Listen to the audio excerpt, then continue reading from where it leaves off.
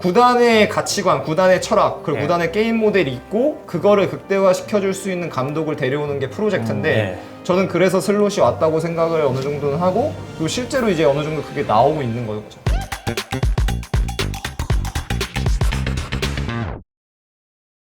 자, 오늘 주제 아르네 슬롯의 리버풀 어떤 것이 달라졌나 요 얘기하도록 하겠습니다. 아무래도 그 정 감독이 위리겐 클롭이고 리버풀에서 정말 대단한 역사를 썼고 장기 집권 이후에 뭔가 안 좋아서 나갔다기보다는 이제 나는 뭔가 좀 휴식이 좀 필요하다 해서 이후의 감독이 누가 올지 그리고 이후의 감독이 어떤 축구를 보여줄지 어떤 결과를 낼지 이런 것들이 굉장히 궁금했는데 지금은 굉장히 시작부터 연착륙의 청신호까지 좀 밝혀져 있는 느낌이거든요. 그래서 요 얘기를 좀 해보도록 하겠습니다. 일단은 사실 영입 관련해서는 너무 없어서 이거 새로운 감독인데 이렇게 영입 안 해주나? 뭔가 슬롯픽 없나? 이렇게 좀 걱정스럽게 시작한 부분도 있었잖아요, 시즌 초에는. 이게 그게 수비 맨디가 아무래도 좀 건이 컸잖아요. 네. 막, 이거 다 됐다. 야, 됐다고 드디어 생각했는데. 왔다 했는데 이게 갑자기 충성심을 또 바스크인이 갑자기 보이면서 나와가지고. 저 메리노처럼 올 줄 알았어요. 메리노 왔잖아요. 맞아요. 네. 그래가지고 좀 그래서 영입이 그리고 리버풀 팬분들이 제 주변 리버풀 팬도 그렇지만 이게 특히 그 나비 케이타 이후로 영입에 상당히 민감해 하시더라고요. 그래서 이게 항상 불만 이게 영입을 막 미드필더 왜 안 하냐고 막 맨날 이게 좀 특히 미드필더 관련 영입설 됐다가 이제 빠그라지거나 하면 좀 약간 민감해 하시더라고요. 네. 근데 이제 이번에도 어쨌든 약간 그런 비슷한 사례가 또 있어가지고 빠그러졌는데 예. 근데 일단은 지금 경기력이 굉장히 좋죠. 잘 하고 있는데 그래서 큰 틀에서 좀 변화를 얘기를 먼저 해보겠습니다. 일단은 리버풀 하면 어쨌든 간 그래도 클롭이 감독이었고 굉장히 오랜 시간 감독이었다 보니까 압박이 또 워낙 크지 않습니까? 그래서 압박부터 얘기를 하자면은 클롭이 있을 때의 경우에는 뭐 상대 이제 벌려서 경기한다고 해놓고 뭐 후방에서부터 압박을 할 때는 클롭 때는 거의 이제 온전하게 약간 4-3-3에 가까웠죠. 4-3-3에 가까워서 최근에 말년에 이제 보게 되면은 6번 내려놓고 이제 하는 경우들도 있었는데 네. 리버풀이 한창 이제 그 우리가 아는 피르미누, 살라, 마네 있었을 때 많이 보여줬던 그리고 핸더슨 있었을 때 많이 봤던 거는 4-3-3 진짜 말 그대로 해서 이 라인을 이게 플랫하게 이성 같은 경우도 플랫하게 해놓고 압박하는 것도 많이 보여줬었어요. 네. 그래서 그때 경우에는 이제 압박 상대 이제 6번은 어쨌든 한 명 더블 피벗이든 아니면 한 명이든 이제 어쨌든 나오니까 나왔을 때 이제 피르미누가 이제 보통 6번을 막고 이제 마네나 살라 같은 경우 이제 센터백을 치는 형태로 특히 이제 뭐 요새 얘기하는 걸로 영어 표현은 이제 채널링해서 풀백 쪽 패스 막으면서 가거나 만약에 여기서 이제 골키퍼한테 넘어가서 골키퍼에서 여기서 한 번에 넘어갔을 경우에는 이제 이 3미들 중에서 하나가 와서 여기서 시프트해서 여기서 이제 끊어서 최대한 공이 있는 쪽에서 이제 끊어내려는 이제 압박을 좀 보여줬었죠. 그리고 간혹 중간중간 있었던 거 같은 경우는 이제 예를 들어서 뭐 사사이 같은 경우 특히 맨시티랑 할 때는 과르디올라오고 종종 사사이로 하는 모습도 보여주긴 했는데 어쨌든 간 주된 압박 같은 경우에는 온전하게 약간 4-3-3 형태로 하는 경우가 좀 많았었죠.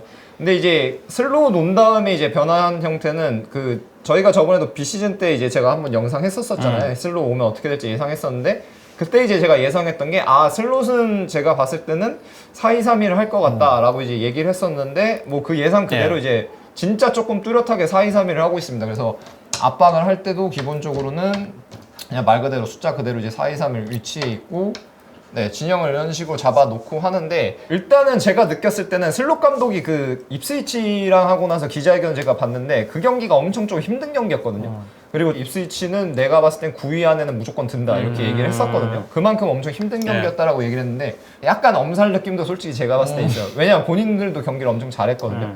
그때 이제 그러면서 이제 뭐 경기가 입스위치가 압박을 잘했는데 우리도 압박을 잘했다라고 얘기를 했는데 리버풀 압박의 경우에는 이제 제가 봤을 때 가장 큰 특징은 뭐냐면 4-2-3-1은 상대 높은 진영에서 압박을 하기가 사실 조금 약간 까다로워요. 네. 왜 까다롭냐면은 미들블록으로 해서 예를 들어서 한 4분의 1 지점, 한 이 정도 지점에서부터는 이제 하는 게 꽤 나쁘지 않은데 높은 지점에서부터 압박을 하기가 조금 까다로운 건 뭐냐면은 기본적으로 선수랑 선수 갭이 많이 생겨요. 네. 지금 보시게 되면은 그냥 구조적으로 봤을 때는 여기서 보게 되면은 4-2-3-1이기 때문에 이 더블 피벗 2명 6번 8번 사이에 이 갭이 제가 얘기하는 인터벌이 생기게 되고 그 다음에 이선 같은 경우에도 이제 왼쪽 윙 그리고 공격형 미드필더 오른쪽 이제 윙이 있기 때문에 이 세 명 사이에서도 인터벌이 생겨요. 네. 그러다 보니까 경기 중에 많이 발생하는 양상은 뭐냐면 이번에 그 맨유랑 경기했을 때도 그렇지만 여기서 계속해서 공이 한쪽으로 있게 되면은 공이 왔을 때 압박을 가게 되면은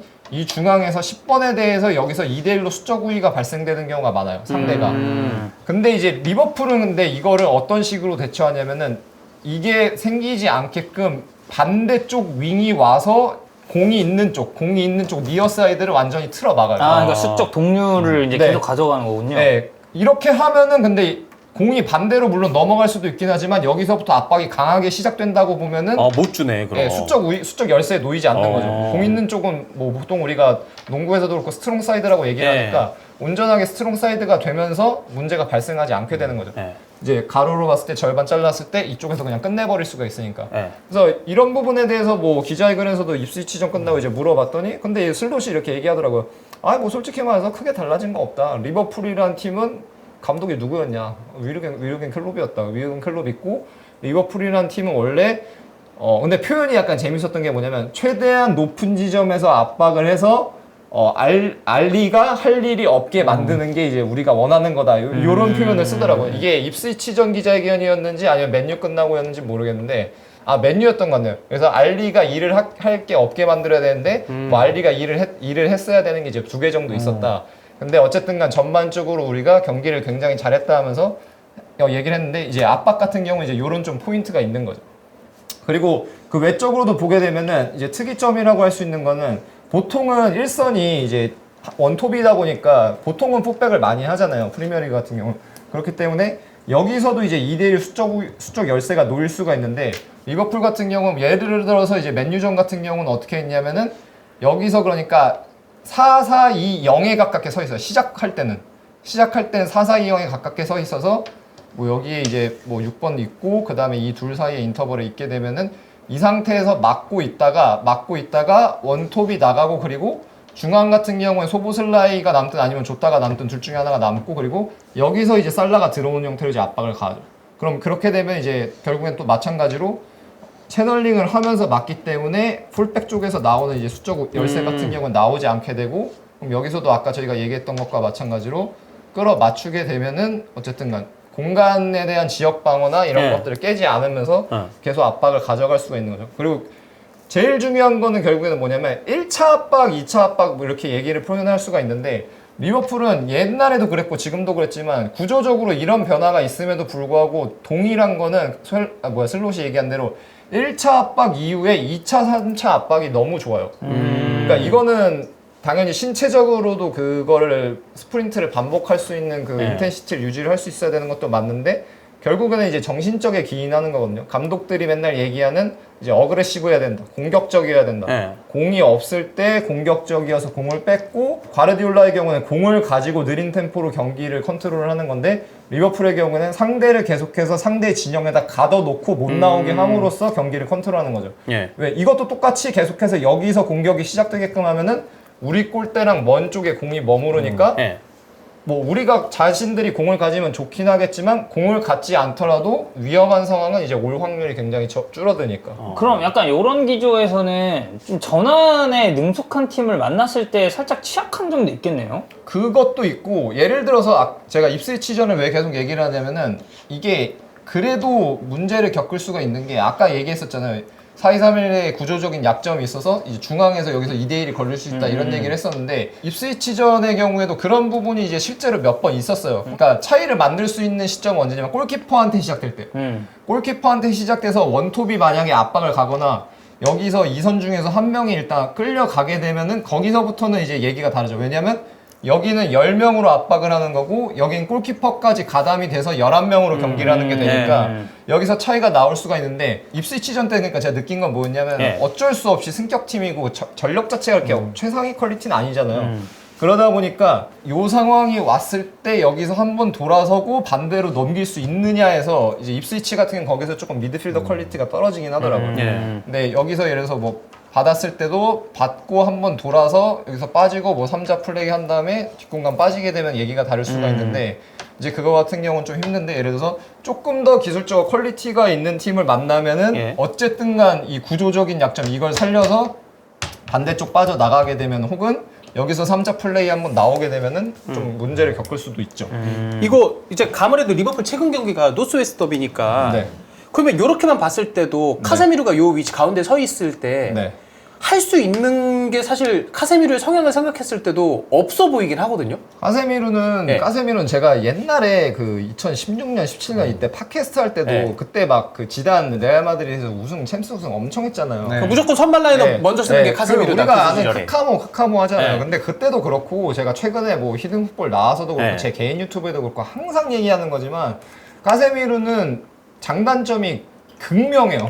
그러니까 최근에 미드필더들의 트렌드를 보게 되면은 약간 전반적인 트렌드가 제가 느꼈을 때 동의하실지 모르겠는데 우리가 게임할 때 육각형 하잖아요. 예. 근데 저는 지금 트렌드는 어느 하나에 이렇게 몰빵돼 있는 것보다는 육각형 미드필더들이 훨씬 더 많이 나온다고 생각을 해요. 그래서 네. 로드리나 네. 뭐 데크란 라이스나 네, 이런 그렇지. 선수들이 더 각광을 받는 거고. 네, 특히 스페인이나 포르투갈 미드필더들이 특히 포르투갈이 스페인보다도 더 포르투갈 미드필더들이 그런 성향이 되게 강하거든요. 근데 카세미루는 약간은 그게 의도한 건지 아니면 뭐 어쩌다 보니까 그렇게 된 건지 모르겠지만 예. 그 최근 미드필더 동향에 완전히 반하는 선수예요. 반하는 선수다 보니까 그래서 파란색을 그냥 맨유라고 하겠습니다. 파란색을 맨유라고 하고 보게 되면은 카세미루 같은 경우는 거의 결국엔 이제 마이누랑 이제 더블 피벗으로 나오는 거죠. 네. 더블 피벗으로 나오는데 중요한 거는 이제 이 둘에 여기 뭐 줬다고 그다음에 한쪽 소볼슬라 있으면은 이 등 뒤에서 공을 받는 거 같은 경우가 이제 카세미루가 되는 건데 솔직히 말해서 매번 얘기하는 거지만 얘는 등을 지고 공을 받았을 때 턴오버를 시키는 경우가 너무 많아요. 특히 그리고 생각해보세요. 상대가 리버풀이에요. 방금 저희가 얘기한 이 압박이라는 포인트가 있는데 여기서 등을 쥐고 받는 플레이를 하는 것 자체가 솔직히 좀 리스크죠. 리스크고 저도 이 부분에 대해서는 솔직히 조금 약간 뭐라 그러지? 그러니까 그러잖아요. 뭐 산초도 그렇고 뭐 이적형 선수, 뭐 안토니 같은 경우도 이제 보통 다 평가가 안 좋잖아요. 안 좋을 수밖에 없는 게 사실이고 근데 그러니까 뭐 실패한 영입이다라고 얘기를 하잖아요. 네. 근데 뭐 제가 옛날에 이제 안토니 같은 경우는 약간 반전의 여지가 있다. 그래도 좀 더 봐야 되지 않냐 이런 얘기를 했었는데 네. 근데 되려 저는 나이를 감안했을 때는 봤을 때는 모르겠어요. 그러니까 그 첫 시즌에 왔을 때 막 세트피스 골도 많이 넣고 하고 했지만 이적을 실패냐 성공이냐로 봤을 때 되려 실패에 가까운 건 저는 오히려 카세미루가 될 수도 있다고 봐요. 더 높다고 봐요. 예. 제 생각에는. 예. 왜냐하면은 이제 테나가 얘기했던 게 원래는 대용이랑 이제 카세미루를 둘 다 동시에 영입하는 게 목표였었는데 네. 이제 대용은 못 데려왔고 이제 카세미루만 데려왔다 이렇게 얘기를 했는데 네. 결과적으로 봤을 때 그 옛날에 제가 데제르비 인터뷰 히든볼에서 얘기하면서 데제르비가 이제 샤흐타르 때 골키퍼에서부터 막 완전 극단적으로 짧은 패스로 하잖아요. 네. 스페인 언론이랑 인터뷰한 건 있는데 야 이거 근데 리스크 너무 큰 거 아니냐 이렇게 물어봤더니 데제르비가 뭐라고 했냐면 나는 항상 되게 냉정하게 생각한다. 내가 뭔가를 우리 팀이 하게 했을 때 리스크가 큰지 아니면 어드밴테이지가 큰지를 생각한다. 근데 내가 느꼈을 때 어드밴테이지가 크다면 리스크가 있음에도 불구하고 그걸 감행한다라고 얘기를 했는데 카세미루가 있으면 당연히 선수 장점이 있죠. 조금 전에 얘기했던 것처럼 극단적으로 이제 갈리는 것들이 있으니까 장점이 있는데 근데 제가 느꼈을 때는 최소한 리버풀을 포함해서 뭐 첼시가 됐든 맨시티가 됐든 아니면 뭐 아스날이 됐든 우리가 흔히 얘기하는 이 리그 내 탑 팀이랑 하기에는 뭐 예를 들어서 거기다 뉴캐슬 정도까지 포함해서 이런 팀들이랑 하기에는 제가 봤을 때는 리스크가 어드밴테이지보다는 이제 더 크다고 생각해요. 그럼 결국 이 경기에서 카세미루를 저런 역할로 좀 불안정하게끔 기용한 거는 이건 테나의 약간 이건 실책이네요? 그러니까 저는 모르겠어요. 우가르테가 이제 영입이 됐잖아요. 네. 우가르테가 영입이 됐으니까 저는 뭐 모르겠어요. 훈련을 제가 하는 것도 아니고 이제 모르긴 하지만 근데 우가르테가 어떻게 보면 이제 보통 평균적으로 공을 가지고 플레이하는 위치는 그 정도 위치잖아요. 그러니까 저는 어느 정도 주전 경험 내지 어느 정도 그런 것들을 고려해서 영입한 게 아닐까 싶고 예. 근데 이 경기는 솔직히 저는 어쩔 수 없었다고는 생각을 해요. 왜냐면 넣을 사람이 없잖아요. 그렇다고 마이누를 더블 피벗인데 6번에다가 놓고 그 후반에 들어온 친구 누구죠? 맞아요. 코이언가 그 어린 선수 있어요. 네. 콜리어. 콜리어. 어. 그러니까 선발로 리버풀이랑 하는데 마이누를 6번에다 넣고 콜리어를 넣을 수는 없는 거잖아요. 그리고 그러니까 제 생각에는 그러니까 유추를 해보자면은 리버풀이랑은 방금 압박 얘기를 했다 보니까 실제 경기도 그랬고 어쩔 수 없이 이게 트랜지션 게임이 돼요.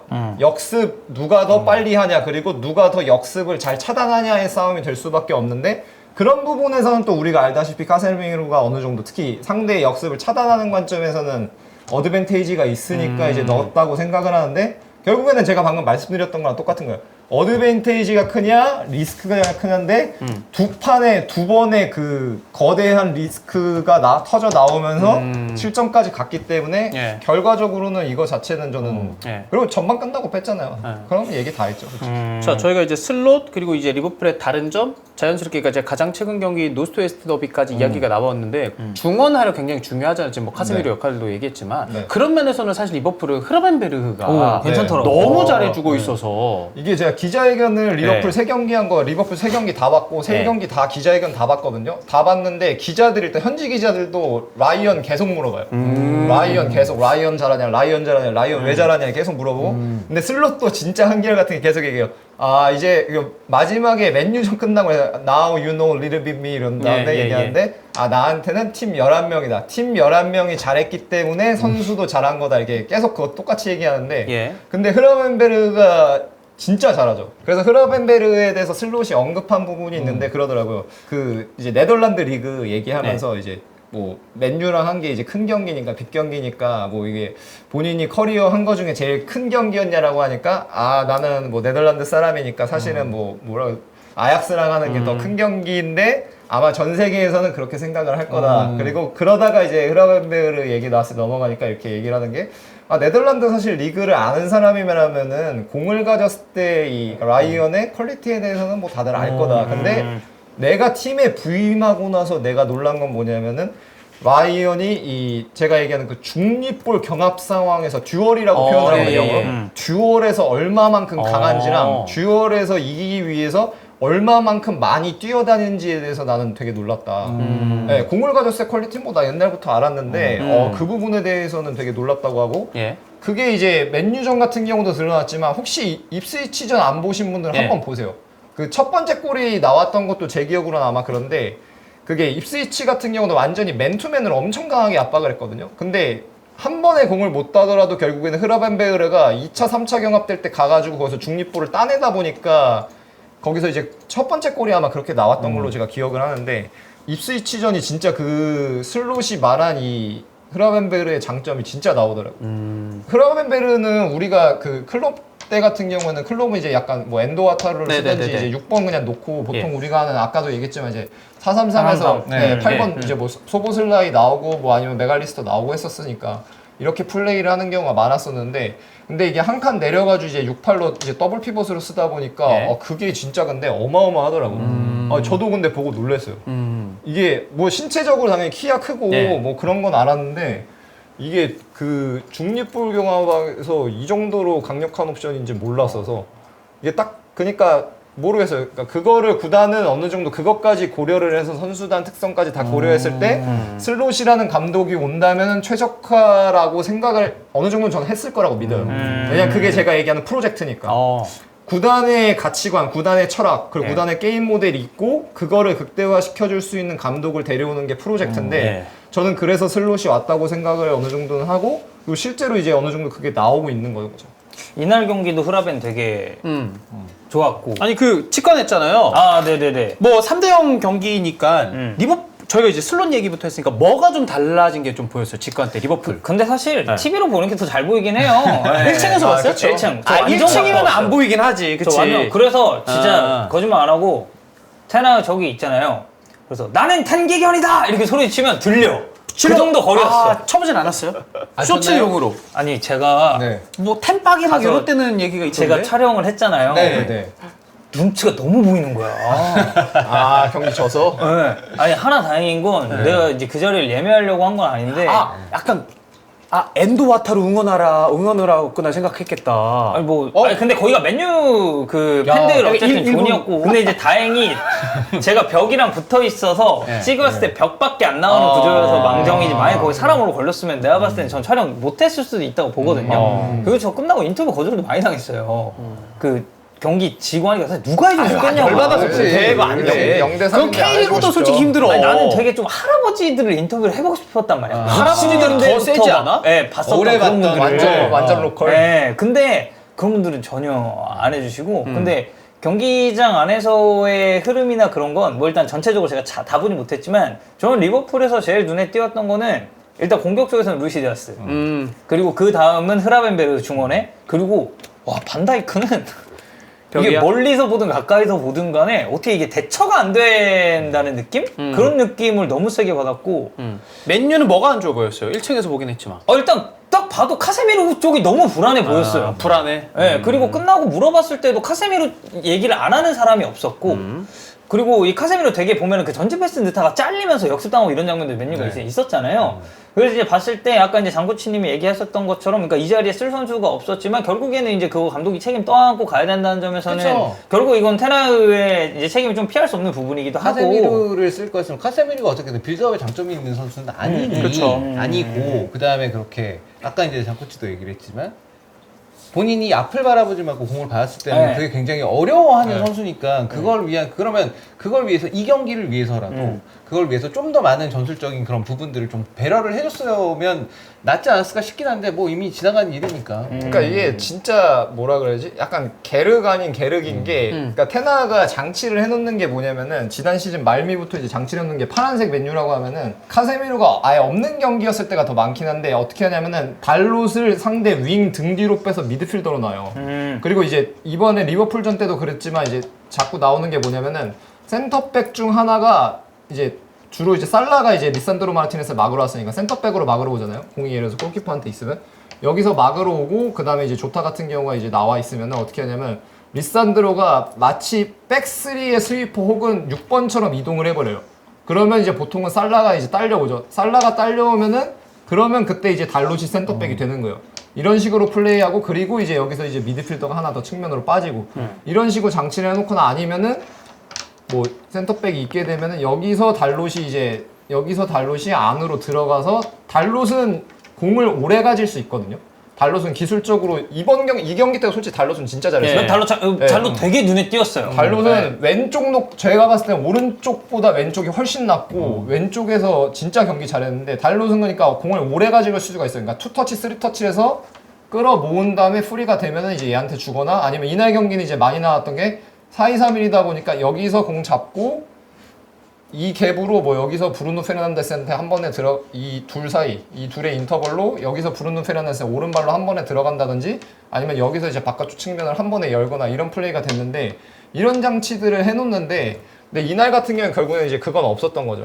그리고 제 생각엔 아까 얘기했던 것처럼 리버풀이랑 할 때는 아무래도 무서운 거는 제일 무서운 건 역습이니까 역습을 억제할 수 있는 장치로 여기다 놓은 것 같은데 근데 지공 때 그게 그러니까 역습을 일단은 안 주는 게 저는 우선이라고 생각하고 따지고 보면 테나도 원래는 그거잖아요. 공 가지고 경기를 컨트롤하는 류인데 근데 그 부분에서 자체가 공을 너무 많이 내줬기 때문에 이게 솔직히 말해서 답이 없죠. 그리고 이제 두 번째 골 먹힌 거 같은 경우는 이제 첫 번째 골이랑 좀 다른 게 혹시 말씀 중에 죄송합니다만 이제 제가 사라져야 될 타이밍이 네. 죄송합니다. 저는 중계로 방송 부탁드리면 여러분들.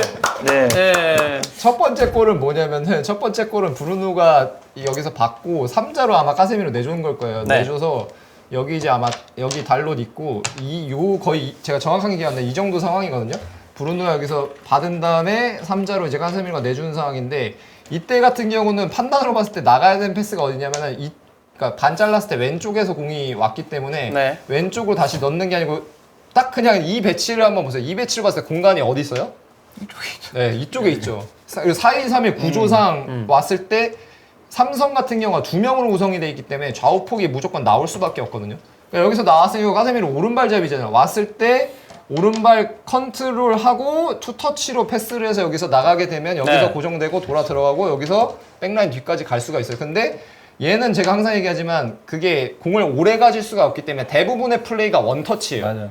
이 장면도 첫 번째 골도 보시면은 원터치로 여기서 압박이 보통 선수면은 미드필더면 아까 얘기했던 우리가 하는 육각형이면 어느 정도만 돼도 여기서 컨트롤하고 돌려놓고 여기로 들어가요. 그렇죠. 제가 봤을 때는. 근데 여기서도 얘는 원터치로 해야 되니까 여기서 이걸 여기다 집어넣다 해서 잘린 거죠. 그러면 오히려 상대가 원하는 대로 패스 리턴 온 거네요. 네, 여기서 잘리고 이제 들어간 거고 이거는 그러니까 그러니까 전술적 에러임과 동시에 기술적 에러인 거죠. 여기다가 주는 판단 자체도 제가 봤을 때 상황적으로 에러인데 기술적으로도 결국에는 여기다 연결이 되지 않았으니까 이제 둘 다 에러인 거고 그다음에 두 번째 골 먹혔을 때 같은 상황이 좀 다른 게 뭐냐면 맨유가 이제 정렬돼서 수비하는 상황이었어요. 수비를 하다가 이제 공을 뺏어가지고 이제 아마 가르나초였나가 이제 카세미로한테 공을 줬는데 여기서 이제 가다가 여기서 이렇게 툭툭툭 하는데 둘러싸이죠. 네, 둘러싸여가지고 여기서 루이스 디아스였던 것 같은데 여기서 뺏겨가지고 이제 턴오버 되는 건데 첫 번째 거는 지공이고 공격 국면이고 두 번째는 수비에서 공격으로 전환할 때인 거예요. 근데 이제 문제는 뭐냐면 제가 옛날에 칼라피오리 얘기했을 때 칼라피오리는 장점이 뭐냐면 기술적으로 뛰어나니까 상대한테 공을 뺏어왔다는 얘기는 나한테 공을 뺏긴 상대가 내 주변에 이미 많다는 거죠. 나한테 공을 뺏긴 이 상대팀 선수들이 많은데 칼라피오리는 장점이 여기서 재차 공을 뺏기는 경우들이 많은데 얘는 기술적으로 퀄리티가 높다 보니까 공의 소유권을 완전히 유지할 수 있는 다음 플레이까지 이제 이어주는 게 능력이 좋다라고 했는데 그러니까 포지션은 다르지만 결국엔 까세미는 그거랑 이제 반대인 거죠. 여기서도 뺏었을 때 그러니까 얘가 했어야 되는 건 뭔 거예요? 상황적으로 봤을 때 얘는 그냥 한 번 왔으면 바로 나가야 되는 거예요. 원, 투 터치 하는 순간 이미 거기서 이제 상황이 끝나는 거죠. 근데 이제 그 상황이 오다 보니까 뺏겨서 이제 리버풀 같은 경우한테 이제 또 먹힌 거고. 자연스럽게 오늘 저희가 아르네 슬롯의 리버풀이 지난 시즌 클롭과 어떻게 달라졌나 요 얘기를 하다 보니까 네. 요렇게 달라졌다. 4-2-3-1이고 네. 이제 흐르벤베르가 너무 이제 강점을 좀 보여주고 네. 있고 근데 가장 최근 경기인 노스웨스트 더비 경기를 또 뒤집어 보니까 맨유도 분명 아쉬운 플레이들이 있었다. 이렇게 나오는 거네요. 네, 뭐 얘기할 수 있는 건 많죠 사실. 네. 리버풀 이제 공격 형태 같은 경우도 이제 최근에 세 경기 보면 조금씩 달라요. 이제 로버슨 내려가서 약간 세 번째 센터백처럼 플레이하고 뭐 맨유전 같은 경우도 재밌었던 게 이제 소보슬라이랑 조타랑 디아스랑 이제 3인 유닛 묶여가지고 왼쪽 측면 활용하는거나 이런 거 같은 경우도 이제 뭐 재밌는 포인트들이 있었는데 어쨌든간 좀 그 경기 이제 이제 핵심 화두는 결국에는 좀 까세미루였으니까 네, 뭐 본의 아니게 좀 까세미루 얘기까지 좀 해봤네요. 그렇죠. 이제 잘하는 팀 잘하는 것도 보였는데 네. 실수가 좀 명확했던 것도 아무래도 보이다 보니까 경기 네. 리뷰하면은 그 플레이를 아무래도 짚을 수밖에 없고. 네, 그리고 또 지르크지 또 막판에 가가지고 그거 다 네. 퍼가지고 다 못 넣었잖아요. 3개 했는데 다 못 네. 넣고 그러니까 좀 안타깝죠, 솔직히. 그렇습니다. 자 이렇게 아르네 슬롯의 리버풀 어떤 것이 달라졌나 다뤄봤습니다. 저희가 저희가 센터 같네요, 꼭 이러니까. 가운데 이제 3백의 핵심. 센터. 센터이신 게 맞죠, 사실. 자 오늘 시작은 이제 4인으로 했습니다만 덕현이가 이제 중계 때문에 한 5분 정도 일찍 사라졌습니다, 여러분들. 자 오늘 히든풋볼 목요부 였고요. 오늘 목요부는 여기까지 하도록 하겠습니다, 여러분. 감사합니다. 감사합니다. 감사합니다.